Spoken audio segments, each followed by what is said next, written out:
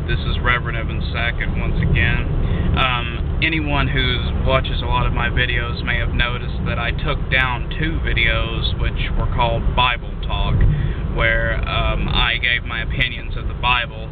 I received a lot of negative comments for this, and when I got to thinking about it, I realized that this totally went against many of the principles that the Visual Circle Church stands for. For one thing, we do not condemn and we do not pass judgment upon people of other religions.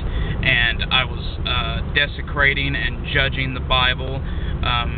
The Bible has given hope to millions of people. Whether or not it is true is totally irrelevant. People live by the Bible, and it's a very fulfilling part of their lives. It does wonderful things for people.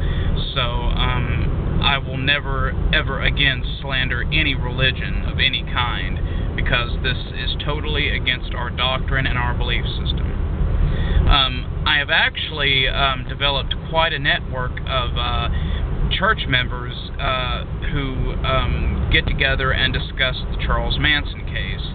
And as many of you may or may not know, the Visual Circle Church is not about sermons. Most of our quote-unquote meetings occur online, over the phone, via blogs, email, and what have you. But as for actually having meetings in a physical structural building, this only happens in my local town of Kingston, Tennessee, where local members can gather. And we don't have a whole lot of local members. We have a few, but once a month we will meet at, or whenever we meet at, the local community center, and on pretty days we like to meet at the park.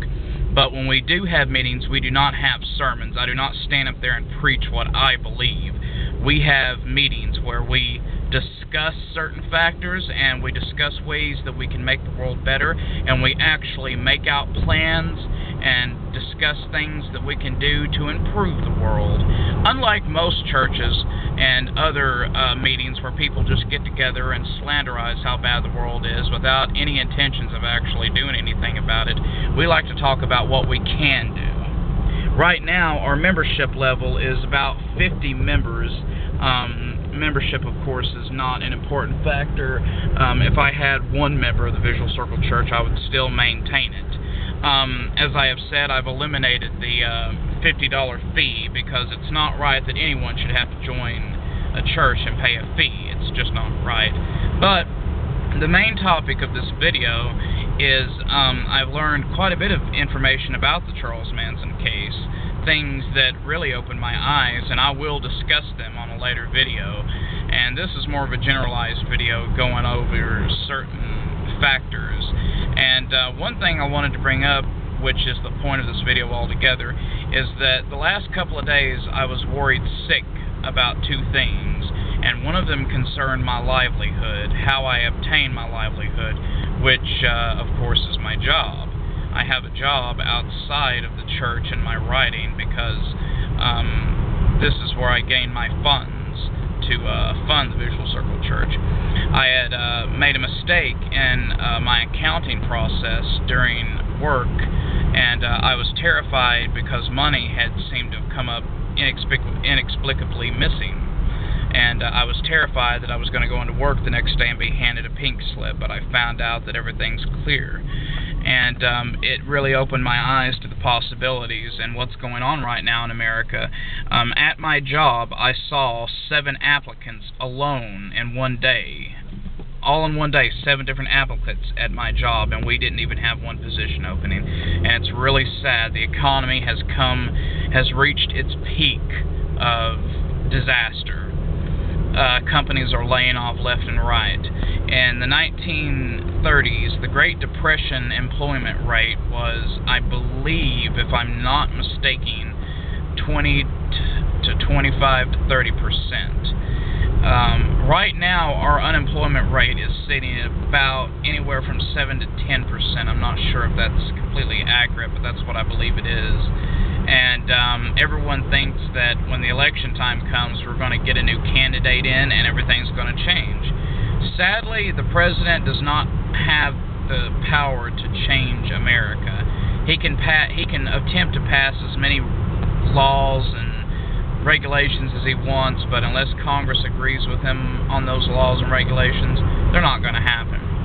So my question is, who do you vote for? I myself am an independent.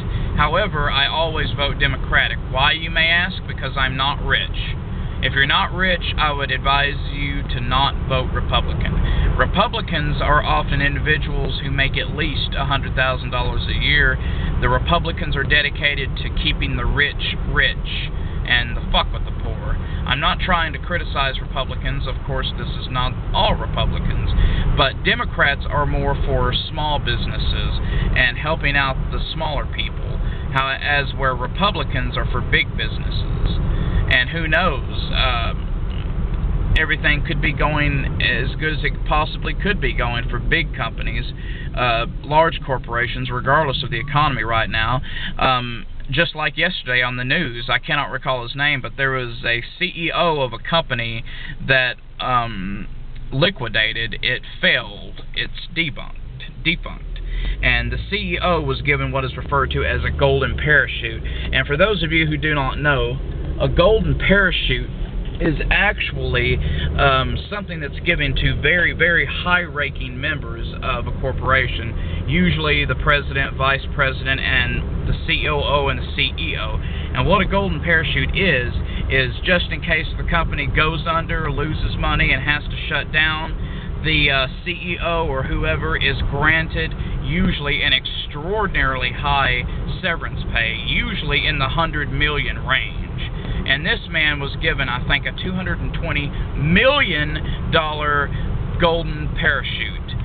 A golden parachute is what they give to CEOs as a reward for whatever measly services they gave.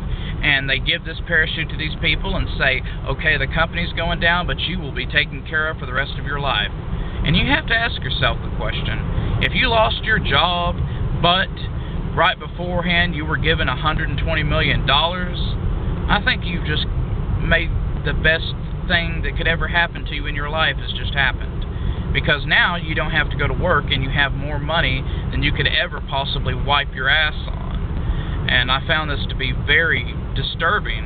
And, I mean, what do CEOs really do? CEOs tell everyone else what to do. As a matter of fact, CEOs only tell people who tell the people who tell the people what to do. They are too important to do anything. And it's really a shame just how not only our economic system, but the entire economic system of the world is made up. The people who actually do the work are not the ones who are rewarded. It is the people who tell the people who tell the people who tell the people to do the work. A CEO of a company is so important, he's too important to do anything. He walks into the office in his suit and tie, goes up to the 90th floor of whatever company he's the CEO of. He sits in his nice, posh office that's probably the size of the average person's house, and he sits and basks and drinks scotch all day long and enjoys himself. After about 4 hours of working, he goes home and he enjoys his lavish $20 million home and lives in luxury, while the rest of America lives payday to payday. As a matter of fact, most of us can't even say that anymore. We do not live payday to payday. We live on payday, and the day after payday, we're not living at all until payday. And people who bust their asses are not being compensated properly. Minimum wage. Have you, for those of you, most of you probably have, worked a minimum wage job, you don't sit on your ass and get paid nothing. You perform the most brutal task of all. You are the one who makes the money for the business.